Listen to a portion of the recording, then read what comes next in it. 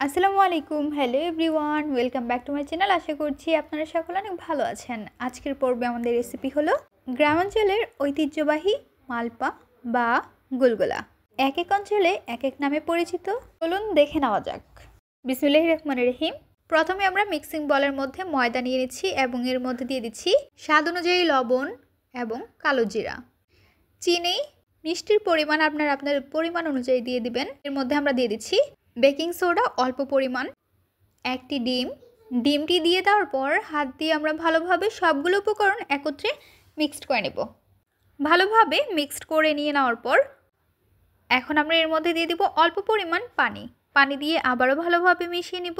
একবারে সব পানি ব্যবহার করা যাবে না, অল্প অল্প পানি দিয়ে ডোটি তৈরি করে নিতে হবে। ডোটি যত ভালোভাবে মিক্সড করা হবে গোলাটি ততটাই সফট হবে, তাই একটু সময় নিয়ে ডোটি তৈরি করে নিতে হবে। ডোটি তৈরি করে নিয়ে নেওয়ার পর রেস্টে রেখে দেব 30 থেকে 40 মিনিটের জন্য। চুলায় বসিয়ে দিচ্ছি একটি কড়াই, এর মধ্যে দিয়ে দিচ্ছি সয়াবিন তেল। তেলটি ভালোভাবে গরম হওয়া পর্যন্ত আমরা ডোটি আবারও ভালোভাবে হাত দিয়ে মিশিয়ে নিব।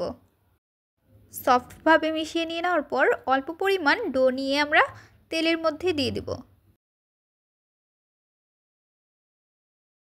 রাউন্ড শেপ বা যে কোনো শেপের আপনারা দিয়ে দিতে পারেন।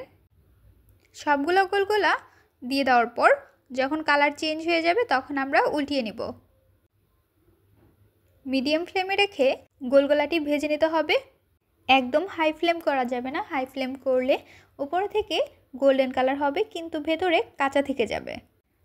তাই লো ফ্লেমে রেখে আমরা সবগুলো গোলগোলা ভেজে নেব।